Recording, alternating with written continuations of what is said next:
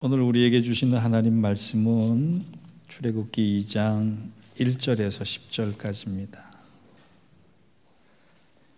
한 절씩 교독하겠습니다. 레위 가족 중 한 사람이 가서 레위 여자에게 장가들어 저가 임신하여 아들을 낳으니 그가 잘생긴 것을 보고 석 달 동안 그를 숨겼으나 더 숨길 수 없게 되매 그를 위하여 갈대 상자를 가져다가 역청과 나무진을 칠하고 아기를 거기 담아 나일강가의 갈대 사이에 두고 그의 누이가 어떻게 뛰는지를 알려고 멀리 섰더니 바로의 딸이 목욕하러 나일강에 내려오고 시녀들은 나일강가에 거닐 때에 그가 갈대 사이에 상자를 보고 시녀를 보내어 가져다가 열고 그 아기를 보니 아기가 우는지라 그가 불쌍히 여겨 이는 히브리 사람의 아기로다. 그의 누이가 바로의 딸에게 이르되 내가 가서 당신을 위하여 히브리 여인 중에서 유모를 불러다가 이 아이에게 젖을 먹이게 하리이까. 그 아기의 어머니를 불러오니 바로의 딸이 그에게 이르되 이 아기를 데려다가 나를 위하여 젖을 먹이라. 내가 그 삭슬 주리라. 여인이 아기를 데려다가 젖을 먹이더니 그 아이가 자라매 바로의 딸에게로 데려가니 그의 아들이 되니라. 그가 그의 이름을 모세라 하여 이르되 내가 그래서 건져내었음이라 하였더라. 아멘. 이는 하나님 말씀입니다. 우리 설날을 보내는데 우리는 설날에 고향과 또 친척 방문을 하기가 어렵잖아요. 한국에서 설날을 며칠 앞두고 어느 집 사위가 장인 장모에게 점수를 좀 딸까 해서 문자를 먼저 보냈대요. 장인 어르신 이제 설날이 얼마 남지 않았습니다. 곧 찾아뵙겠습니다. 그렇게 문자를 보냈는데 장인께서 답장이 왔어요. 너 이번 설날에 오지 마라. 화가 난 듯한 그 문자를 받아보고 무슨 일이 있나라고 문자를 자세히 살펴봤더니 문자를 잘못 보낸 거예요. 장인 어르신 이제 설날이 얼마 남지 않았습니다. 이렇게 보내야 되는데 장인 어르신 이제 살날이 얼마 남지 않았습니다. 설날과 살날을 잘못 타이핑했다 그래요. 이런 경우를 황당한 경우라 이렇게 얘기하죠. 네, 황당한 경우는 TV에서 자주 보입니다. 우리가 소위 막장 드라마라고 하는 거 있잖아요. 연속곡. 막장 드라마에는 5가지 요소가 있다 그래요. 이 5가지 요소가 꼭 조합을 이루어서 드라마를 만드는데 첫째 불륜, 둘째 재벌 등장, 셋째 복수, 넷째 악녀의 등장, 다섯째 주인공 출생의 비밀. 이게 조합을 이루어서 막장 드라마를 만든다 그래요. 반면에 인기 드라마도 그렇다 그럽니다. 인기 드라마도 5가지 요소가 있는데 우선 첫사랑이 꼭 들어가야 되고, 두 번째 주인공이 가난하다가 신분을 상승하는 드라마틱한 스토리가 있고, 권선징악이 있고, 주인공이 꼭 영웅처럼 21세기의 영웅처럼 등장을 해야 하고, 마지막에도 주인공 출생의 비밀이 있다. 드라마의 그 극적인 요소를 위해서 꼭 출생의 비밀이 잘 들어간다라고 하는 거예요. 오늘 출애굽기 2장에서도 모세의 이야기가 나오는데요. 이 모세의 이야기가 출생의 이야기로부터 시작이 됩니다. 우리가 읽은 짧은 10개의 절 속에 긴 이야기가 함축되어 있지만 이 이야기 속에 하나님께서 많은 것을 우리에게 들려주고 계세요. 이 모세의 출생 이야기는 막장 드라마도 아니고 드라마의 인기 드라마의 요소도 아닙니다. 하나님께서 모세의 탄생을 통해 우리에게 꼭 하시고 싶은 말씀이 있다는 거예요. 첫 번째 그게 뭐냐? 믿음이란 소속 증명서와 같은 것이다. 믿음이란 나의 재직 증명서라는 거예요. 믿음이란 내가 프리랜서가 됐다라고 선언하는 게 아니라 믿음이란 내가 어디에 속해 있느냐라고 하는 것을 분명히 하는 겁니다. 진짜인지는 모르지만 미국 남북전쟁 당시에 이런 에피소드가 있다 그러잖아요. 남과 북군이 대치하고 있는데 그 마을에 어떤 사람이 북군이기도 싫고 남군이기도 싫고 북군이어서야 살 것 같고 남군이어서야 살 것 같아서 어떻게 했느냐면 위에는 북군 군복을 입고 밑에는 남군 군복을 입었다는 거예요. 살았겠어요? 죽었겠어요? 제일 먼저 죽었다는 거예요. 소속이 분명치 않으면 죽을 수밖에 없다라고요. 우리가 누구의 것인지, 누구 때문에 살아야 하는지, 누구에게 속해 있는지 이것을 알면 알수록 나의 믿음이 강해지는 거예요. 여러분 사도행전에 보면 안디옥 교회에서부터 그리스도인이라는 호칭이 처음 생겼습니다. 그때 당시 그리스도인의 뜻은 그리스도에게 속한 사람이다라고 하는 뜻이에요. 우리가 그리스도인이라고 얘기한다면 우리의 소속도 분명히 그리스도에게 속해져 있음을 증명하며 선언하며 살아가야 해요. 오늘 1절을 보세요. 레위 가족 중 한 사람이 가서 레위 여자에게 장가들어 그렇게 돼 있어요. 모세의 엄마 아빠의 이름을 아시는 분 손 들어보세요. 출애굽기 6장 20절에 가면 모세의 아버지의 이름이 아므람으로 나옵니다. 어머니의 이름이 요게벳으로 나와요. 여러분 집에 가셔서요, 아니면 이따 집에 가시는 길에 요베겟의 노래라고 하는 찬양을 한번 찾아서 들어보세요. 굉장히 좋은 노래예요. 나온 지 얼마 안 됐는데 그 요게벳이 모세의 어머니의 이름이에요.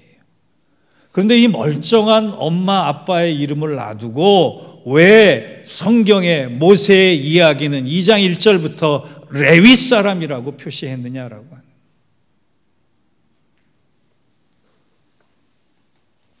성경은 모세의 부모의 이름이 중요한 것이 아니라 모세의 부모가 가지고 있는 믿음과 소속감을 중요시 여겼기 때문이에요. 모세의 부모는 비록 애굽 땅에 살아가고 있지만, 노예로 살아가고 있지만 자신들은 여전히 하나님의 백성이고 하나님의 자녀다라고 하는 걸 잊지 않았기 때문에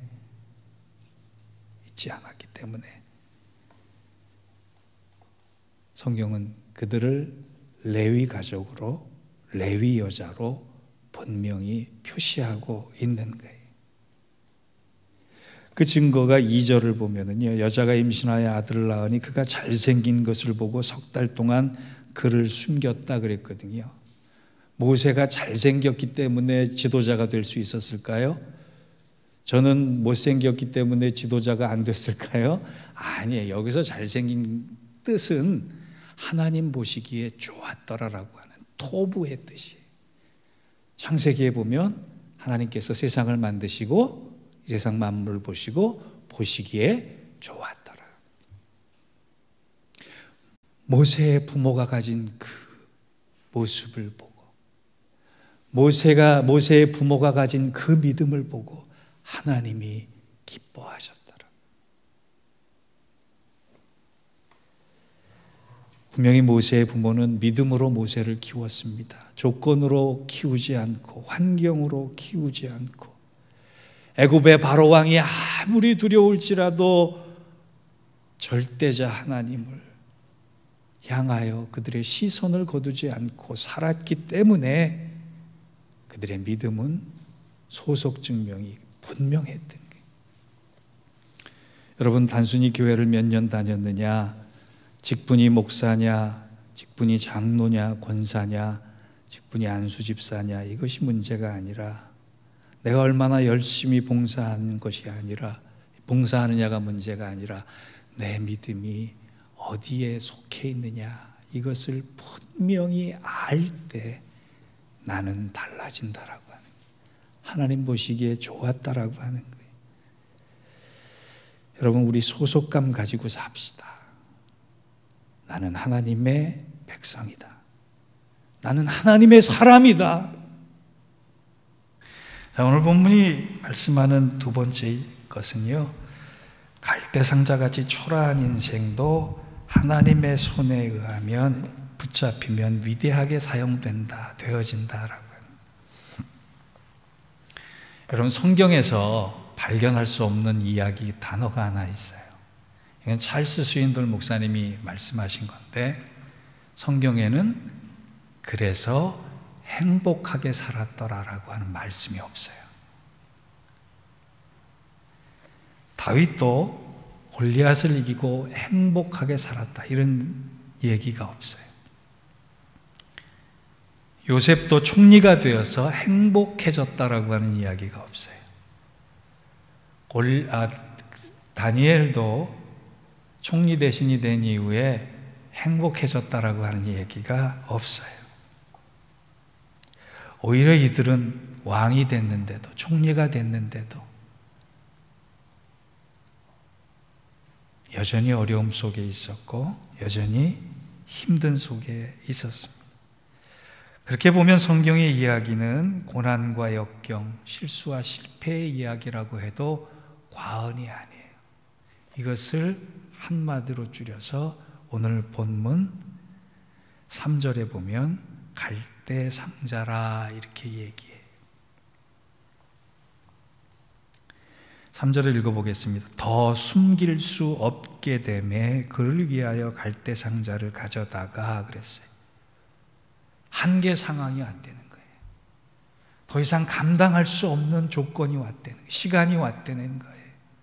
그때 등장한 게 하나님의 전지전능한 하나님의 참여를 통한 대역전극이 일어난 것이 아니라 옳은 믿음을 가졌는데도 불구하고, 의로운 믿음을 가졌는데도 불구하고, 믿음대로 살려고 하는 상황인데도 불구하고 모세와 부모에게 허락된 것은 갈대상자를, 연약한 갈대상자. 한동대 김영길 총장의 부인이신 김영애 교수가 쓴 갈대상자라고 하는 책, 우리 애들 도서관에 있었죠. 거기 보면 이 갈대상자라고 하는 이 모세의 이야기를 자신들의 이야기로 풀어서 설명한 책인데, 간증한 책인데요, 감동 깊은 대목이 나와요. 사람 눈에 보기에는 갈대상자는 절망의 상자이고 불행의 절정이다. 갈대상자는 불행한 시대에 태어나 어머니로부터 버림받아 나일강에 버려진 무의미한 상자다. 아무도 주목하지 않는 상자. 그러나 갈대상자를 뚫어지게 주목하여 보시는 분이 계셨다. 강에 던져진 갈대상자를 운전하고 계시며 갈대상자가 목적을 향해 안전하게 갈 수 있도록 바람의 방향과 속도를 조정하는 분이 계셨다. 그분이 우리를 못 견디게 사랑하시는 주님이시다. 우리를 주목하여 보시는 분, 갈대상자는 선장도 없고 키도 돛대도 없는 이상한 배이다. 그러나 사실은 그 상자 안에는 하나님의 목적이 있으며 이스라엘의 리더십이 있다. 그리고 섬세하신 그분의 손길이 충만한 상자이다. 그렇다. 세상의 끈이 끊어지면 하나님이 끈 되어주신다. 갈대상자가 어머니의 손을 떠나는 순간에 하나님이 갈대상자를 장악하시며 개입해 주셨다. 여러분, 성경을 보면요, 특이한 사건이 하나가 나오는데, 하나님께서 심판하시기 위해서 40주야로 비를 내리시고 누구를 택하세요? 노아를 택하시잖아요. 그리고 뭘 짓게 하세요? 방주를 짓게 하시죠. 히브리어에서는요, 노아의 방주라고 하는 히브리어와 갈대상자라고 하는 히브리어가 똑같습니다. 그 단어가 뭐냐? 테바예요. 테바. 겉으로 보기에는 큰 차이입니다. 겉으로 보기에는 나무와 부러지기 쉬운 갈대예요. 그런데 똑같이 테바로 부르고 있어요. 왠지 아세요? 그 테바의 뜻이 구원의 상자이기 때문에 그래요. 구원의 방주이기 때문에 그래요. 어찌 보면 우리도 연약한 갈대상자와 같은 존재입니다. 바람 부는 대로 흔들리고 물결 치는 대로 요동치고 넘어지고 깨지고 찢겨나가서 한순간에 뒤집혀질 것 같은 그 연약감 속에 놓여있는 고난의 끝이 언제인지, 도대체 내가 살 것인지 죽을 것인지, 내 인생이 이러다 끝나는 것은 아닌지 날마다 고민하고 힘겹게 살아가고 있는 우리 인생이 갈대상자예요. 그런데 하나님은 그 갈대상자를 붙잡는 순간에 내가 그 연약한 갈대상자에서 구원의 방주인 대바가 되는 거예요. 우리 인생이 그런 겁니다. 기도 없고 돛대도 없고 선장도 없는 그 상황에 하나님을 선장 삼아, 하나님을 돛 삼아, 하나님을 키 삼아 내 믿음을 지켜나갈 때 하나님은 나 한 사람을 구원의 방주로 쓰신다. 여러분, 우린 절대로 뒤집히지 않습니다. 왜? 갈대상자이지만 하나님께서 붙잡고 계시기 때문입니다. 죽을 것 같아도 죽지 않습니다. 왜? 하나님이 동행하시기 때문입니다. 오늘 우리 모세의 이야기를 통해 내 마음속에 선언합시다. 내가 연약한 갈대상자지만 하나님의 손에 있을 땐 구원의 방주가 된다. 하나님, 나를 이 연약함 속에서 구원의 방주로 사용하여 주옵소서 외칠 수 있는 저와 여러분 되시기를 바랍니다. 세 번째로, 그렇다면 모세에게 갈대상자와 광야의 시간이 왜 필요했느냐를 인식하고 출애굽기를 봤으면 좋겠어요. 우리 10절을 봅시다. 그 아기가 자라매 바로의 딸에게서 데려가니 그가 그의 아들이 되니라. 갈대상자에 놓여 있는데 여차여차한 이야기를 통해 모세가 노예의 아들에서 공주의 아들로 바뀌는 순간을 성경은 분명히 기록합니다. 그런데 그 이야기로 끝나는 것이 아니라 하나님은 그 흔적을 모세에게서 지우기를 원하셨어요. 40년 동안 공주의 아들 왕자로 자란 모세를 하나님이 쓰시기에 정결하고 성결하게 만드시는 시간을 또한 40년 주셨는데 그 40년이 어떤 시간이냐? 갈대상자와 같은 광야의 시간이라니. 모세는 40년 동안 잘 컸던 사람입니다. 학문이 출중했고 무예도 출중했고 권력의 맛도 알았고 지혜도 있었기 때문에 한 나라의 지도자가 되기에 별 방법 취하지 않아도 능히 감당할 수 있는 좋은 리더의 자격을 가졌던 사람이. 그런데 그 40년 동안 키운 방법이 뭐냐 하면 내가 육신적으로도 하나님의 일을 할 수 있을 것이라고 하는 자신감. 그래서 동족을 죽이는 그 에집트 군병을 향해서 어떻게 해요? 제일 먼저 자기 힘을 쓰잖아요. 하나님이 그 흔적을 지우시길 원했어요. 육신의 방법으로, 힘으로, 권력으로, 지혜로 하는 것은 하나님의 방법이 아니다라고 하는 것을 모세에게 깨닫게 해주시기 위해서 모세를 광야로 보내셨습니다. 설교를 준비하다가 제 자신을 한번 돌아봤어요. 저에게도 모세 같은 엘리트 의식이 참 오랫동안 있었구나라고 하는 생각이 들었습니다. 지난 시간 교회를 개척하고 이 시간까지 오기까지 하나님께서 저를 철저히 깨부시는 시간들을 보내게 하시더라고요.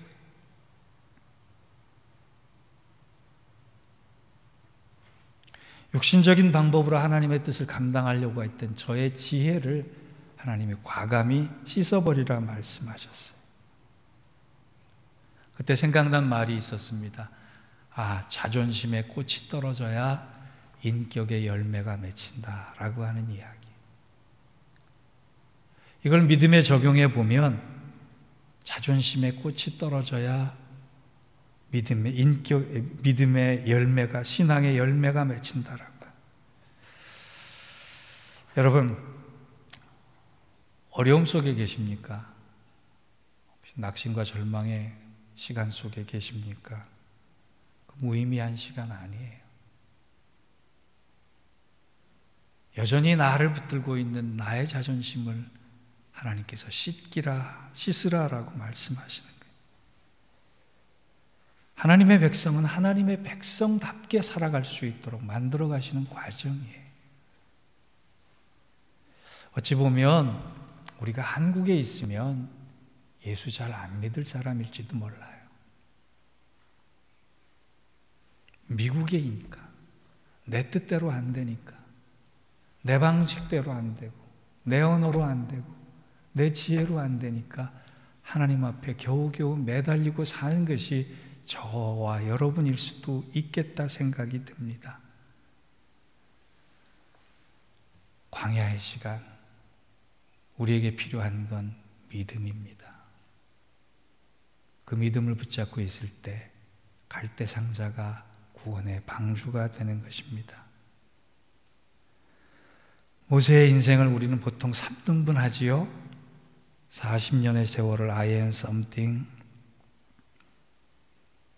또 40년의 세월을 I am nothing, 또 120세가 되는 또 다른 세월을 I am everything. 그런데 여러분, 우리가 믿음을 가졌다고 해서 I am everything, 모세처럼 위대한 지도자가 될 수는 없어요. 그런데 한 가지 분명히 아실 것은 I am nothing이라고 하는 이 광야의 시간을 보내는 마지막 순간에 하나님은 모세를 만나 주십니다. 우리 인생 큰 것 이루려고 하지 맙시다. 대단한 것 만들려고 하지 맙시다. 이 광야의 시간을 보내며 호렙산 떨기나무 속에서 임하셔서 모세를 불러주시고 만나주신 하나님 만난 것 모세처럼 우리도 이 어려운 시기 광야의 시절에 하나님을 꼭 만날 수 있는 은혜와 축복이 여러분의 인격과 삶 가운데 있기를 주의 이름으로 축원합니다. 기도하겠습니다. 하나님, 우리는 모세 같지 않습니다. 모세보다 한참 뒤떨어진 사람입니다. 그런데 모세도 하나님을 믿게 하시고 우리도 하나님 믿게 하셨으니 모세와 같은 믿음 우리도 가질 수 있음을 믿습니다. 어려운 시기를 보낼 때 믿음 요동치지 않고 믿음 가지고 하나님 기뻐하실 수 있는 사람 되어서 내 인생이 갈대상자 같을지라도 하나님에 의해 구원의 방주로 쓰임받는 그 넉넉하고 충만한 은혜의 사람으로 살아가게 하여 주옵소서. 예수님의 이름으로 기도하옵나이다. 아멘.